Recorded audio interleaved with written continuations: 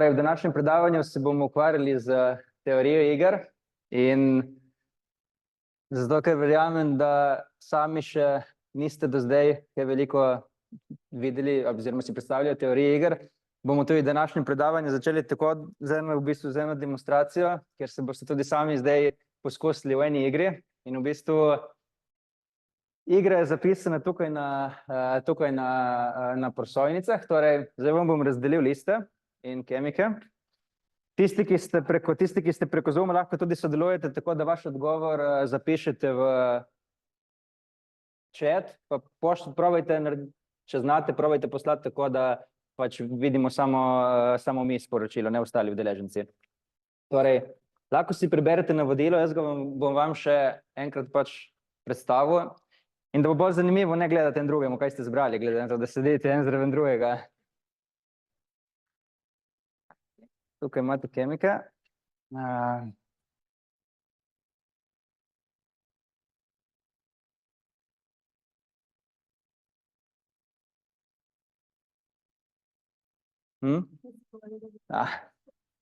Še en kemik.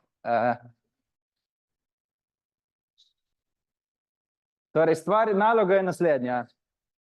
Vaša naloga je, da izberete eno poljubno realno število med 0 in 100.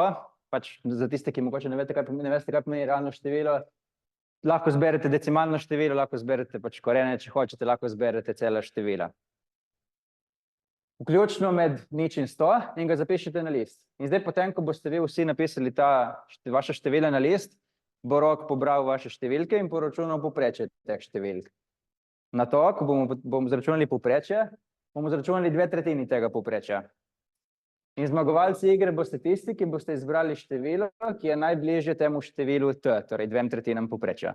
Torej, vaša naloga je, da izberete število in če bo vaše število najbližje tistemu poročunanemu številu T, boste zmagovalci. Zdaj, da si boste ne sodelovati med sabo, zato da bo bolj zanimivo, da si boste lažje predstavljali. Jaz sem tu dodal primer, pa recimo, če bi igro igrali 4 igralci in bi bila izbrana števila 23,7, 42, 50 in 75,1, potem bi poračunali povprečje, kar bi bilo vsota teh števil, deljeno število igralcev, deljeno 4, bi bilo povprečje 47,7, na to bi zračunali vrednost T, ki je 2/3 tega povprečja, bi dobili vrednost 31,8, in v tem primeru bi potem to število T primerjali števili, ki ste jih vi izbrali. In tisto število, ki je najbližje, tisto število je zmagovalno. No, na današnjem predavanju sem se odločil, da se dotaknemo tem solidarnosti, altruizmu med neznanci, omejene racionalnosti in če bo čas, si bomo pogledali še odnos do tveganja. In na začetku bomo vmes tudi predstavili, kako izgleda standarden laboratorijski poskus, teorije iger in kaj pomeni, kaj so standardna pravila. Večina teh stvari, za tisti, ki ste že poslušali kakšne moje predavanje, naj vam povem, da je to večina stvari za vas, ker do tega še nisem do zdaj predstavil. Tako da bo tudi za vas zanimivo.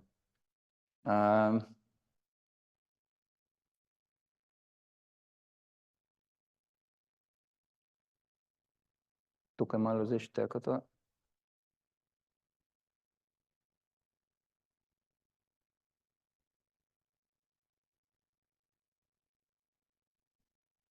Ne. S tem gre. Ok, torej, zakaj sem se odločil za solidarnost? Zato, ker o solidarnosti smo veliko slišali, predvsem lani, ko so nas prizadeli. In takrat smo v bistvu stopili skupaj in smo pomagali tistim, ki so jih prizadele poplave in pogosto smo takrat slišali besedo solidarnost. Nenazadnje je bil tudi lanski 14. avgust razglašen za dan solidarnosti in enkratni dela prost dan. In podobne zgodbe o solidarnosti slišimo tudi, ko govorimo o pomoči recimo bolnim otrokom, žrtvam vojn ali pa nasilja. In značilnost vseh teh situacij je v tem, da so se žrtve znašle v neki težki situaciji zaradi nekega nesrečnega spleta okoliščin.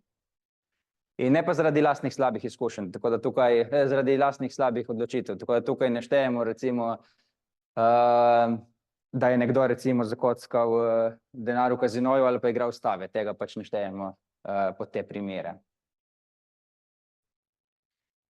In zdaj pojavi se vprašanje, kako bi lahko to sistematično, to solidarnost sistematično proučevali v praksi. In če nekaj časa razmišljate o tem, bi ugotovili, da je to zelo težka naloga. Prvič, zato ker so podatki nedostopni oziroma težko dostopni. Prvič, posamezniki in njihovi prispevki so dostikrat anonimni. Pa tudi, če ne bi bili anonimni, lahko trdimo, da nekdo, ki je pač manj ponudil, da je definitivno manj solidaren. Zdaj, lahko da nekdo, ki je ponudil 100 evrov, je milijarder, lahko nekdo, ki je ponudil 10 evrov, je ponudil zadnje svoje prihranke. V tem primeru ne moremo absolutno gledati vrednost, ki jo ponudijo. To bi lahko mogoče rešili malo, če bi ugotovili, kakšne so plače in premoženje posameznikov, da bi primerjali, ampak v tem primeru se izkaže, da je to težko, zato ker te stvari so pa res anonimne. Stvar, ki pa je še v bistvu, ki dela stvar, ki dela analizo še teže, pa je ta, da pomoč ni samo denarna. Ponudimo lahko oblačila, ponudimo lahko hrano. Zdaj v primeru, ko smo imeli poplave, se je izkazala tudi pomoč na terenu zelo koristna. In tukaj seveda ne smemo pozabiti tudi na psihološko pomoč, ki je v zadnjih letih vse bolj pomembna. In to vse je težko oceniti ali pa primerjati med sabo, da bi rekli, kaj je zdaj boljše. Tako da je treba najti nek drugi način, kako bi lahko to sistematično preučevali. En način je recimo preko vprašalnikov, torej narediš vprašalnik, kjer vprašaš osebo, koliko bi bil pripravljen prispevati nekomu, ki je zaradi nekih nepredvidljivih okoliščin ostal brez vsega oziroma ostal brez nekih, se znašel v stiski. Zdaj, če naredimo čisto navaden vprašalnik, bo to verjetno šlo za hipotetično vprašanje, kjer ne bo nekih dejanskih zneskov v igri, potem tudi ne bo vključeno interakcije z to osebo v stiski, ker bo pač ta oseba načeloma namišljena, in anketiranje se zaradi tega težje poistoveti z to osebo v stiski. Zdaj, drugi možen način pa je eksperimentalni pristop, torej tovrstne raziskave temeljijo na empiričnih podatkih, ki so recimo zbrani s pomočjo nadzorovanih laboratorijskih poskusov. In velikokrat je temelj takšnih raziskav predstavljajo matematični modeli s področja teorije iger. In zdaj v teoriji iger je glavni pojem igra, in igra v bistvu predstavlja, je precej širok pojem in predstavlja v bistvu katerokoli strateško situacijo, ki vključuje vsaj dva udeleženca, ki sprejemata neke odločitve in s tem vplivata drug na drugega. In udeležence, ko govorimo v teoriji iger, udeležence pogosto imenujemo igralci in te odločitve, ki jih sprejemajo, imenujemo poteze ali pa tudi strategije, potem v malo bolj kompleksnih igrah. No, zdaj, če se odločimo, da bomo recimo naredili eksperiment, se treba zavedati, da obstajajo neka standardna pravila, protokoli in postopki pred poskusom in v eksperimentalni ekonomiji oziroma teoriji iger je ena izmed glavnih stvari ta, da se pravilo, da se udeležencem ne sme zavajati, torej tisto, kar se v eksperimentu dejansko dela, pač udeležencem se pove tako, kot naj bi, torej se jim pove, kaj se bo v eksperimentu delalo, torej se jih ne zavaja z navodili ali s čim drugim. Udeleženci morajo v poskusu zaslužiti tudi primerno plačilo. Zdaj, če gre tukaj za študente, je največkrat tako, da zaslužijo pač nekoliko več, kot bi zaslužili z študentskim delom, recimo na uro dela. Poskus mora biti seveda tudi predstavljen in odobren s strani drugih raziskovalcev. Običajno je navada, da se tudi izvede pilotni poskus, kjer se kalibrira posamezne parametre v tem poskusu in se vidi, kaj je šlo mogoče narobe, da ne bomo to isto stvar ponovili potem na dejanskem eksperimentu, zato ker je to lahko stroškovno pač problematično. In poskus se tudi lahko izvede samo, če je etično ustrezen. To se zdaj zadnje leta oziroma zadnjih 30 let precej regulira. No in zdaj, ko izpolnjujemo vse te pogoje, potem naredimo poskus, to se največkrat naredi v programu, kjer se sprogramira celoten poskus. In nato se ta eksperiment razpiše na neki platformi. V tujini so te platforme so že ustanovljene, tako da se ljudje pač so seznanjeni s tem in se redno prijavljajo na tovrstne eksperimente. In vsak poskus je načeloma sestavljen iz več eksperimentalnih sej. Torej, če se le predstavljate, imamo poskus. Se vidi, preko pišem kaj na tablo. Imamo poskus, ki je sestavljen iz več eksperimentalnih sej. Recimo eksperimentalna seja 1, eksperimentalna seja 2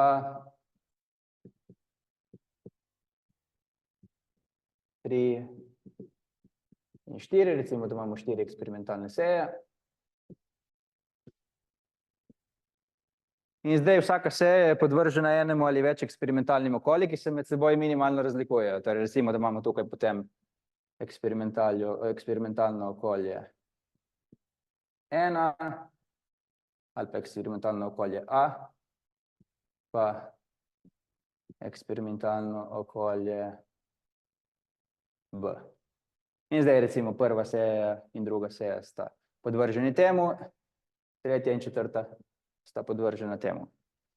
Zdaj, zakaj zahtevamo, da so eksperimentalna okolja, zakaj se med seboj minimalno razlikujejo? Kaj mislite, kaj je razlog?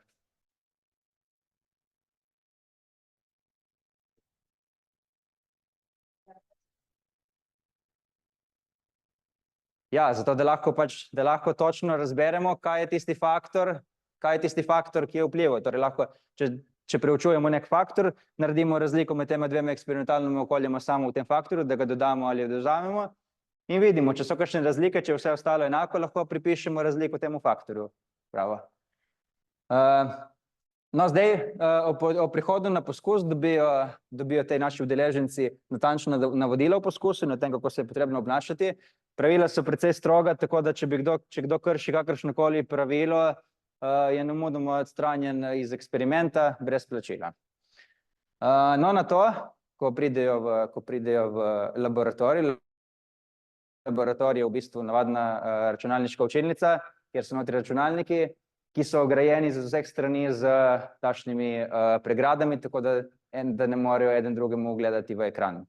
In da je zato tudi anonimnost zagotovljena. No, na to sprejmejo vrsto odločitev in na koncu, poleg fiksnega plačila za udeležbo, prejmejo tudi plačilo, ki je odvisno od njihovih odločitev od ostalih udeležencev in včasih tudi od slučaja, odvisno od poskusa. Ja.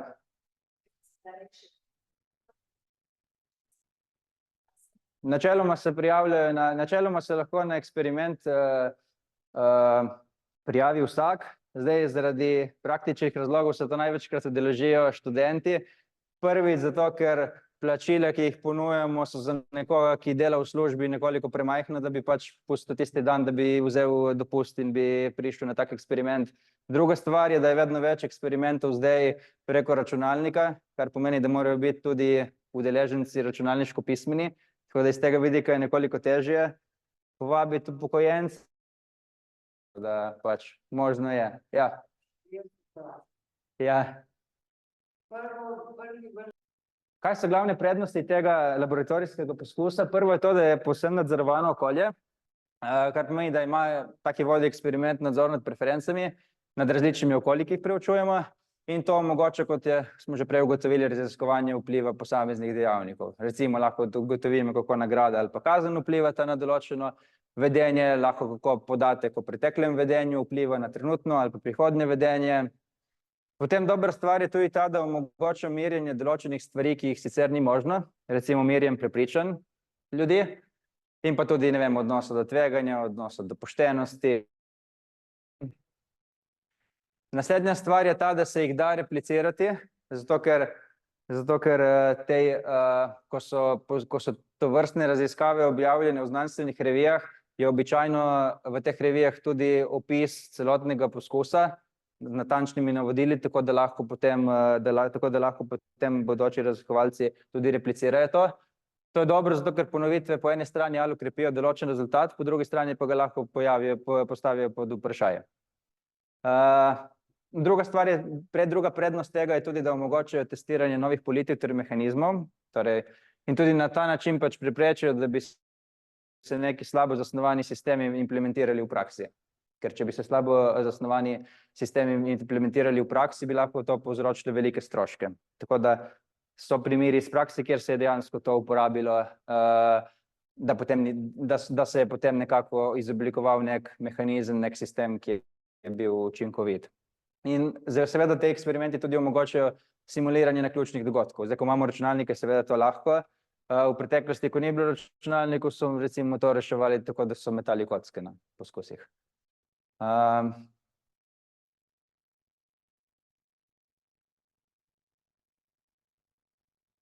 Zdaj, zaradi vseh teh lastnosti, zaradi tega nadzora pravimo, da imajo laboratorijski poskusi visoko notranjo veljavnost, kar pomeni, da lahko raziskave z zanesljivostjo pripišemo preučevanim vzrokom.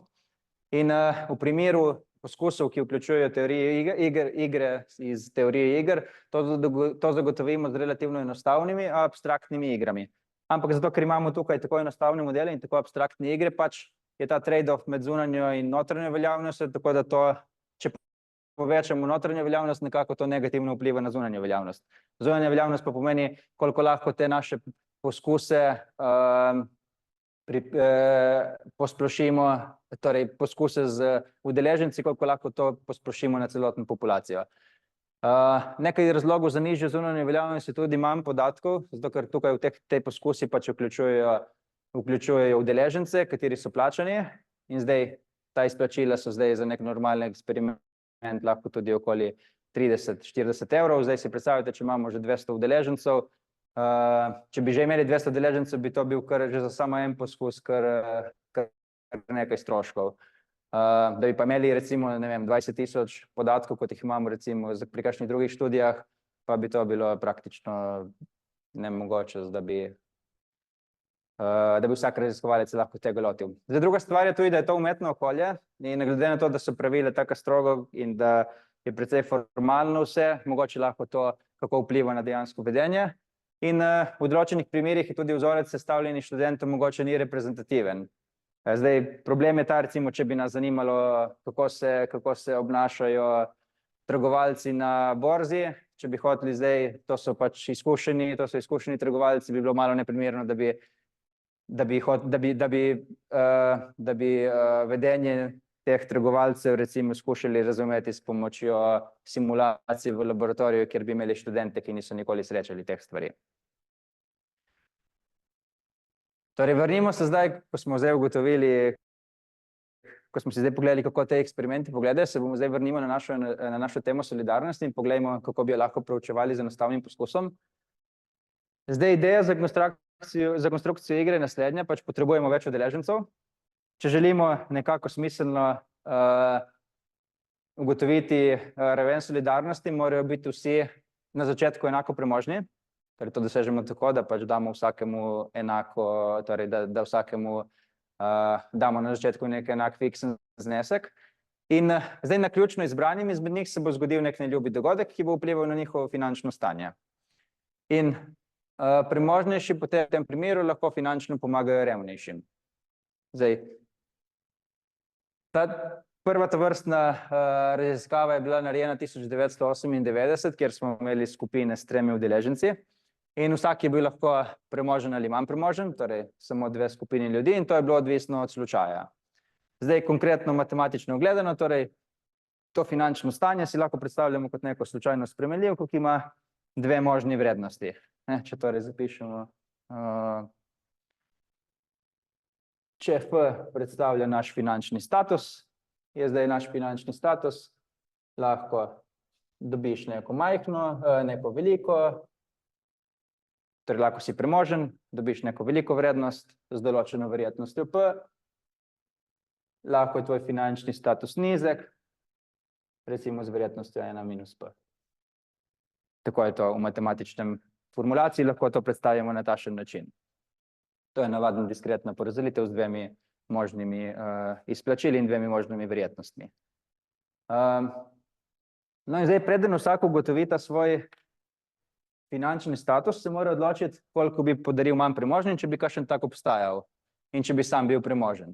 In končni zaslužek, torej v takšni igri, bi bil primarno odvisen od slučaja, zato ker ta slučaj, torej lahko si predstavljate met kocke, ta met kocke določi, ali bo nekdo premožen ali pa manj premožen, potem pa dodatno še zaslužek vsakega odvisen od teh dodatnih prispevkov enemu, torej premožnih, manj premožnim. In zdaj s takšno igro lahko raziskujemo različne stvari, recimo lahko vpliv spola, starosti, izkušenj, izobrazbe, lahko primerjaš solidarnost med posamezniki različnih nacionalnosti, religij, lahko tudi gledaš recimo, kako velikost potencialnih izgub vpliva na solidarnost, torej kakšna je ta razlika med tistimi vrednostjo V-jem in N-jem, ne, morda, če bo ta razlika večja, bo pač nekdo več pripravljen dati ali manj. Lahko pa tudi klasificiramo tipe posameznikov. Na podlagi teh podatkov, ki jih dobimo, lahko potem tudi ocenimo, kakšni so te posamezniki, kakšne vrste so. No in zdaj, če pogledamo nekaj rezultatov preteklih eksperimentalnih študij, kaj so ugotovili. Torej, izkazalo se je, da številni dejansko prispevajo svoj delež premoženja, torej solidarnost je prisotna. V klasičnih modelih, ekonomskih modelih je predpostavka, da so ljudje sebični, da gledajo samo nase. Torej, klasični ekonomski modeli predstavljajo, da solidarnosti ni, v praksi je pač drugače. Zdaj, 3 pogosti tipi posameznikov, ki se pojavljajo, so egoisti, to so takšni, ki vse obdržijo zase. Potem imamo posameznike, ki prispevajo fiksen znesek, ne glede na število oseb. Torej, imamo recimo take, ki rečejo, ok, jaz sem pripravljen razdeliti 2 evra med druge. Če bo zdaj ena taka oseba, bom tej osebi dal 2 evra, če bo 2 take osebe, bom vsakemu dal 1 evro. Imamo tudi take, ki prispevajo fiksen prispevek vsakemu. Torej, recimo, če bi imel se odločiti, da bo dal 2 evra vsakemu, torej, če bi bil en manj premožen, bi mu dal 2 evra, če bi bila 2 manj premožna, bi vsakemu dal 2 evra. Torej, bi skupaj dal 4 evra. Potem imamo tudi študije, ki so gledale razlike med zahodno in vzhodno Nemčijo in so ugotovili, da tudi tam razlike obstajajo. To so pripisali družbenim normam. Kot veste, verjetno, predvsem tisti starejši, so bile velike razlike med zahodno in vzhodno Nemčijo. In to je po tej študiji očitno vidno še danes. In tudi smo ugotovili, da so slovenski študenti bolj solidarni kot nizozemski študenti. Kar spet lahko nekako utemeljimo s tem, da je Nizozemska nekoliko bolj individualistična kot pa Slovenija. Vsaj glede na obsežno študijo, ki so jo opravili leta 2010. No, zdaj v nekaterih poskusih udeleženci določeno igro odigrajo enkrat, zato ker nas pač raziskovalno vprašanje, ki nas zanima, je takšno, da je dovolj, da igro odigramo enkrat. Ampak na nekatera druga vprašanja pa lahko odgovorimo samo, če se odigra večkrat in gledamo, kaj se dogaja skozi čas. Recimo, če nas zanima, ali informacija o ogledu posameznika poveča recimo stopnjo altruizma, sodelovanja ali česa drugega, na dolgi rok. Potem tudi, če nas zanima, recimo, kako kazen ali pa nagrada vplivata na prosocialno vedenje na dolgi rok, ali pa kakšne strategije uporabljajo posamezniki. Tudi recimo, koliko časa skupina potrebuje, da se znajdejo v situaciji, ki jo je napovedala teorija, zato ker obstajajo pač takšni primeri, kjer recimo na kratki rok dejansko, torej vedenje ni v skladu s teorijo, na dolgi rok pa se z učinkom učenja pride do tega, da so napovedi bližje teoriji. Tako da vse te stvari, če jih želimo preučevati s pomočjo poskusa teorije iger, moramo potem narediti poskus, kjer imamo ponavljanje igre. In zdaj, tukaj bom predstavil primer, kjer smo preučevali altruizem med neznanci. Zdaj, najprej, da sploh razložimo, s čim mislimo altruizem, zato ker ima več možnih opredelitev. Glede na to, ali gledamo na altruizem iz perspektive psihologije, ali gledamo na altruizem iz perspektive ekonomije ali kakšnega drugega področja. V ekonomiji načeloma predstavlja altruizem vedenje, ki za altruističnega posameznika predstavlja nek strošek. Zdaj, ta strošek je lahko ali denarni ali pa psihološki. Za nekega drugega posameznika pa predstavlja korist. In ta korist je večja od stroška, predpostavimo. Tako da v bistvu, to tukaj je zdaj predstavljeno v takšni tabeli. Takšno tabelo imenujemo tudi igra pomoči, smo imenovali. Zdaj, v takšni situaciji imamo dva udeleženca, eden je odločevalec, torej tisti, ki lahko nudi pomoč, drugi je prejemnik, tisti, ki potrebuje pomoč. In prejemnik je pasiven, torej ne naredi nič tukaj v tej situaciji. Odločevalec pa je aktiven udeleženec in se odloča, ali bo pomagal ali ne bo pomagal. Če pomaga, torej dobi nek strošek, drugi dobi koristnost, če ne pomaga, je koristnost nič. Torej, ta koristnost si lahko predstavljate kot neko zadovoljstvo. In zdaj tukaj pride do konflikta med interesom posameznika in med interesom družbe, zato ker za posameznika, striktno gledano, je najboljše, da pač ne pomaga, zato ker mu to prinaša strošek. Za gledano z perspektive skupine pa je boljše, da pač odločevalec pomaga, zato ker bo skupna koristnost, skupno zadovoljstvo, ki bo v tem primeru vsota teh dveh, bo B minus C bo večji od nič, ker smo pač predpostavili, da je korist večja od stroška. Tako da tukaj pride do konflikta in zaradi tega je potem ta situacija zanimiva, zaradi tega je ta situacija zanimiva za uporečevanje tako za ekonomiste, kot tudi za recimo biologe, evolucijski biologi se tudi s tem ukvarjajo.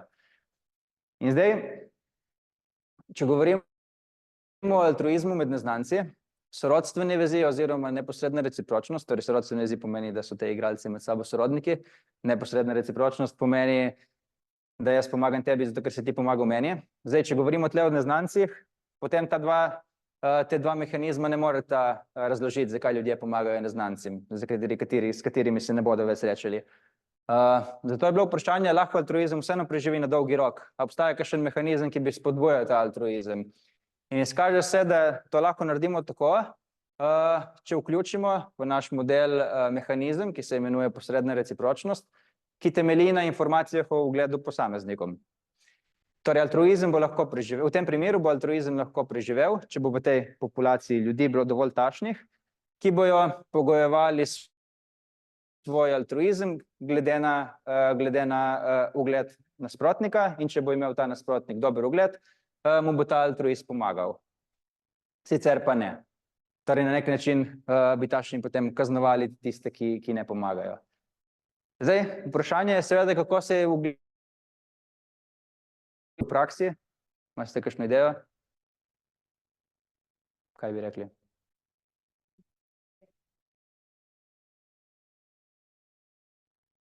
Kako? Dobro, kako se širi po populaciji, kako se širi po družbi? Z govoricami, ne? Z govoricami pač. Pač pogovor deliš dobre in slabe izkušnje in na ta način se nekako v družbi formulira nek ugled o posameznikih, ne? Tudi če določenega posameznika ali pa določene skupine posameznikov ne poznaš, mogoče si ustvaril neko mnenje zaradi pač določenih govoric, ki si slišal.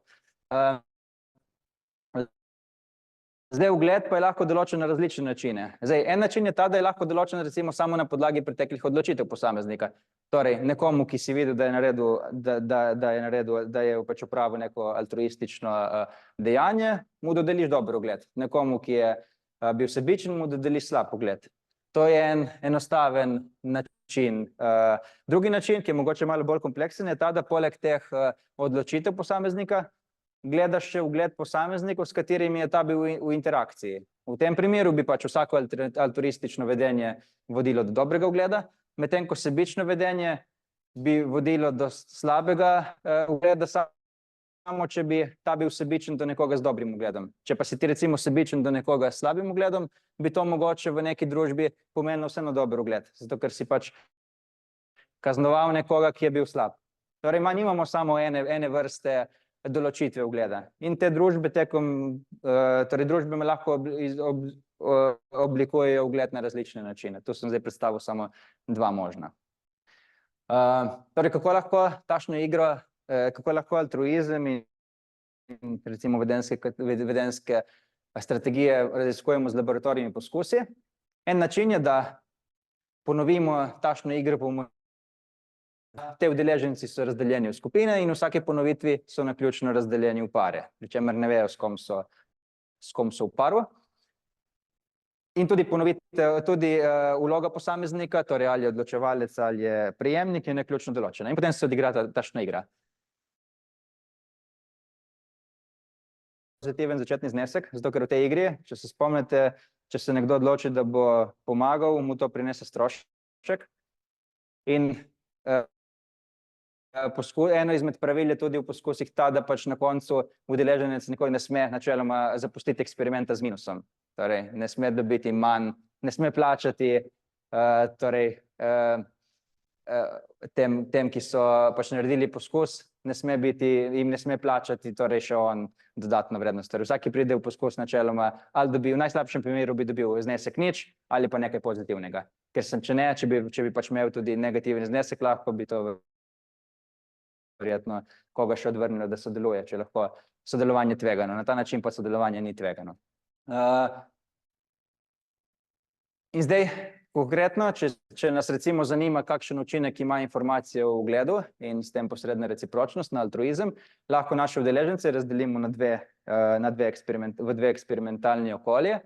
Te dve eksperimentalni okolji sta skoraj povsem identični, z eno samo razliko, in ta razlika je ta, da v enem izmed okolij imamo te odločevalce v zadnjih nekaj odločitvah, ki jih je njihov trenutni prejemnik izbral, ko je bil sam odločevalec. Tako da vidiš, kakšen ima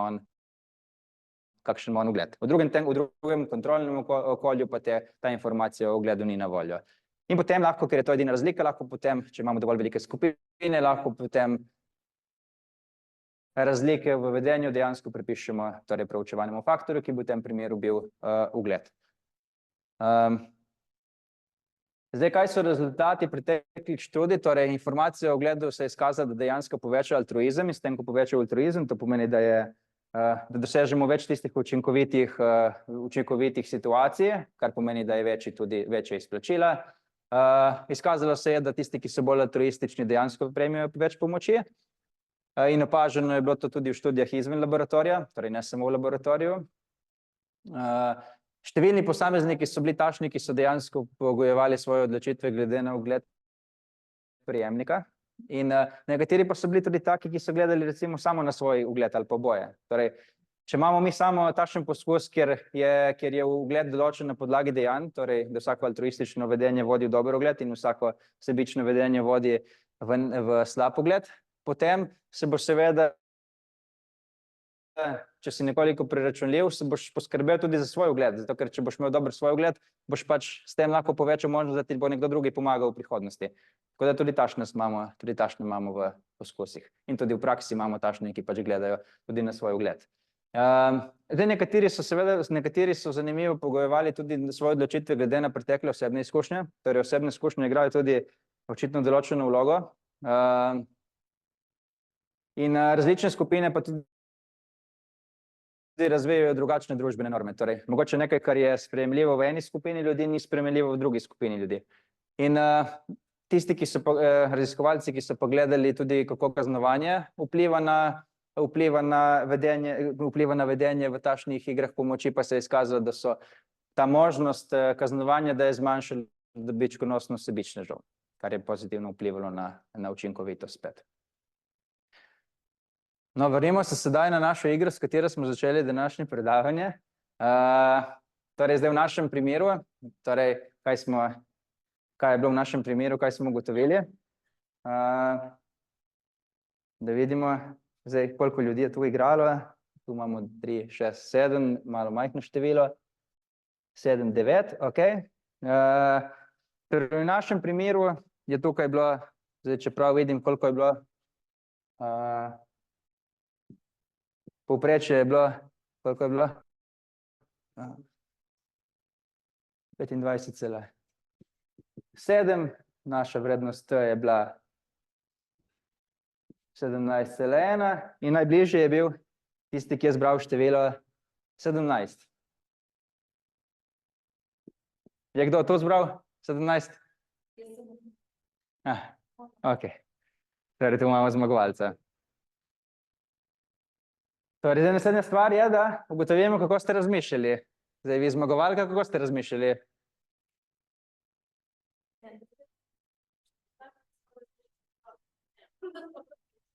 Ok. Dobro, kako ste vi razmišljali?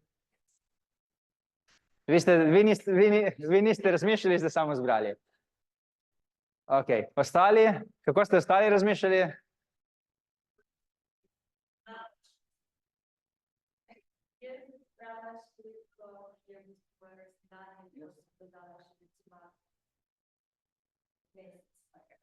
Aha, ok.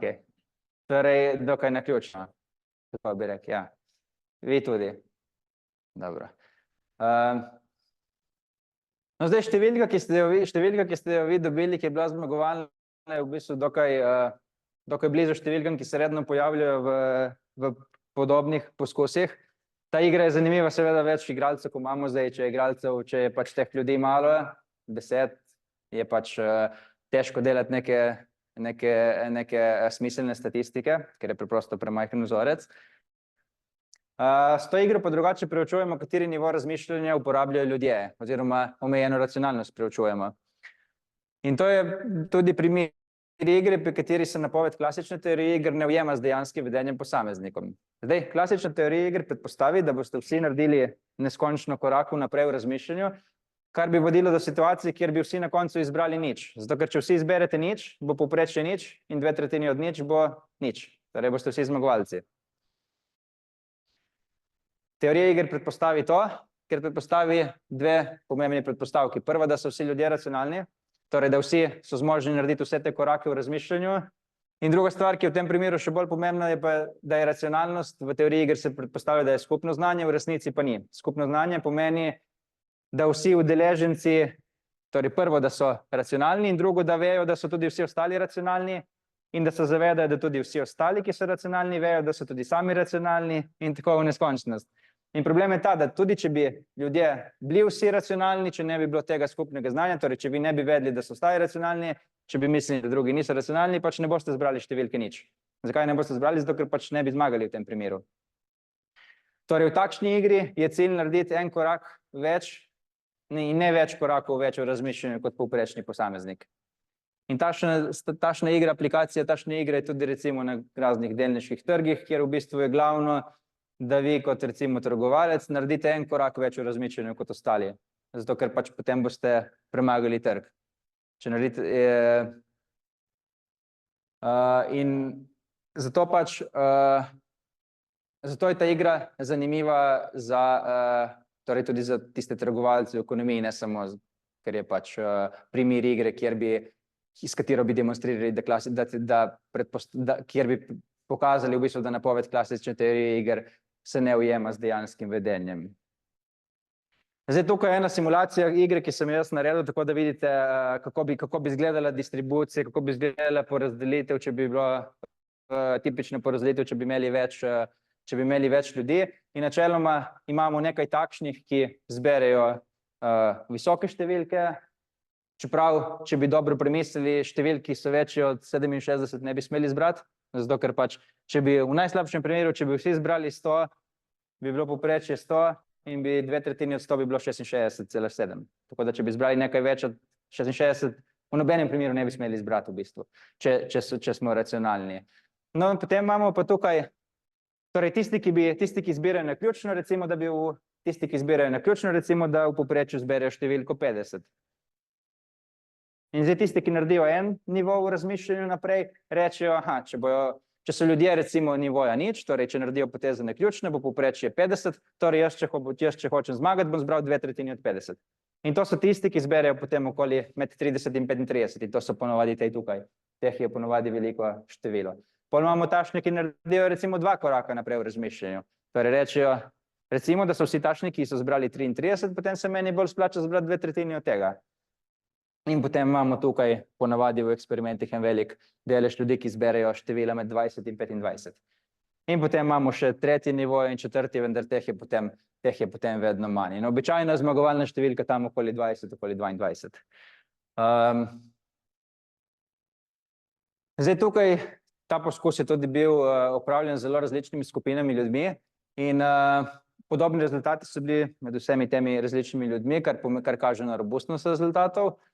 In izkazalo se tudi, da če to igro če igramo večkrat, da se pač da se ljudje učijo in se prilagajajo tudi soigralcem in v bistvu z večkratno ponovitvijo se ta števila dejansko približujejo številu nič. Potem pretekle izkušnje z igro tudi povečajo verjetnost zmage, če igraš proti neizkušenim posameznikom, tako si, kjer so najprej eni udeleženci igrali igro, so parkrat odigrali igro in potem so dali tega udeleženca v okolje z povsem neizkušenimi posamezniki in se je izkazalo, da te, ki so imeli določene izkušnje, so pač imeli večjo verjetnost, da zmagajo. Povečanje nagrade pa je imelo dokaj majhen vpliv na rezultate. Sicer, če povečaš nagrado, s tem nekako spodbudiš ljudi, da bolj razmišljajo. Če bolj razmišljajo, bojo mogoče naredili kakšen korak več v razmišljanju in bojo zato napisali nižje števila. Ampak, kot pravim, tukaj povečanje nagrade se je izkazalo za majhen vpliv. No, zdaj imamo še čas, da gremo čez odločanje v tveganih situacijah, po mojem. Torej, to je še zadnja stvar, ki sem jo danes želel omeniti. In torej, zakaj je to pomembno? Zato, ker številne situacije danes spremlja tveganje, to je bodisi v vsakdanjem življenju, recimo, ko parkirate avto na določenem mestu, kjer morate plačati in potem ne plačate, ampak rajši tvegate, da dobite kazen od redarstva. To je recimo en primer tveganja. Tveganje je tudi, ne vem, če igrate stave ali pa če greste v kazino. Torej, to so primeri iz vsakdanjega življenja. Tveganje je prisotno tudi na delniških trgih, tudi na nepremičninskih trgih, zato ker tam cene recimo nepremičnine pa cene delnic niso naprej določene in lahko potencialno prinese velike izgube in velike dobičke. Torej, zdaj vprašanje je, lahko tudi ta odnos do tveganja na kakšen enostaven način ocenimo z eksperimentalnim pristopom. In izkaže se, da pač v neki osnovi lahko to naredimo in en možen način je, da postavimo te udeležence naše poskuse v neko situacijo, kjer so predstavljeni z različnimi pari, v katerih vsak par ima loterijo A in B. In zdaj te loterije so približno podobno kot tisti F, ki sem ga prej tukaj zgoraj predstavil. Torej,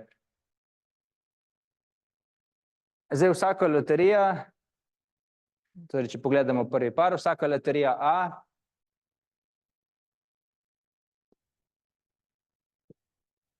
ima dva možna dobička, torej en dobiček je 2, en dobiček je 1,6 in to se zgodi z določeno verjetnostjo, 1,6 se zgodi z drugo verjetnostjo. In potem imamo še loterijo B, kjer imamo zneske drugačne. Eden je najvišji znesek je 3,85 bil v tej študiji, drugi znesek je bil zelo nizek, 0,1. In verjetnosti so tukaj iste, kot jih imamo v loteriji A. Zdaj, naše verjetnosti tukaj so bile med 10 strani kocke, torej, in te vrednosti P so se zdaj povečevale. Torej, v prvem primeru, v naši prvi primeru, si dobil 2 evra, samo če je padlo 1 do 10. Torej, v prvem primeru je bil P 1/10. Torej, v prvem primeru je bil večji zaslužek v obeh loterijah 1/10. V drugem primeru je bil 2/10. In tako do konca. Pri čemer je bil vedno zaslužek 2 in vedno zaslužek 3,85. To je služilo kot neke vrste to, da vidijo, ali ljudje dejansko sledijo temu in na koncu ne izbirajo nekaj naključno, zato ker pač tukaj dobijo gotov znesek 3,85, tukaj dobijo gotov znesek 2. In bi mogli pač vsi izbrati loterijo B. In zdaj standardni odločevalec v takšnem poskusu bi se mogel odločiti tako, da najprej nekaj časa, torej bodi si cel čas izbira B, bodi si nekaj časa najprej izbira A, potem preskoči na B in potem do konca izbira B. In zdaj, s pomočjo enostavnih matematičnih funkcij, ki imajo določene lastnosti, lahko potem za vsakega posameznika, ki odigra takšno igro, določimo, ali njegove odločitve izražajo naklonjenost tveganju. V našem primeru bi to bil tak odločevalec, ki bi A izbiral do največ tretjega para. Potem bi imeli nevtralnost do tveganja, torej bi rekli, da je posameznik nevtralen do tveganja. Če bi A izbiral do vključno četrtega para, potem bi preskočil na B. In potem imamo še posamezniki, ki so nenaklonjeni tveganju, to so tisti, ki pa zbirajo A do pete odločitve ali pa kasneje. In ocenimo lahko tudi stopnjo nenaklonjenosti oziroma naklonjenosti tveganju. Zdaj, kakšni so bili rezultati tukaj? Zdaj, največkrat je tako, da so udeleženci, da niso naklonjeni tveganju, kar v bistvu niti ni presenetljivo, če pomislite na pač na nekega povprečnega človeka kajti zaradi tega tudi recimo se zavarujemo za določene dogodke, pač preprosto, ker ne maramo tveganja. So pa tudi takšni, seveda, tudi v poskusih se najdejo takšni, ki pa so naklonjeni tveganju. Nenaklonjenost tveganju narašča z velikostjo izplačil.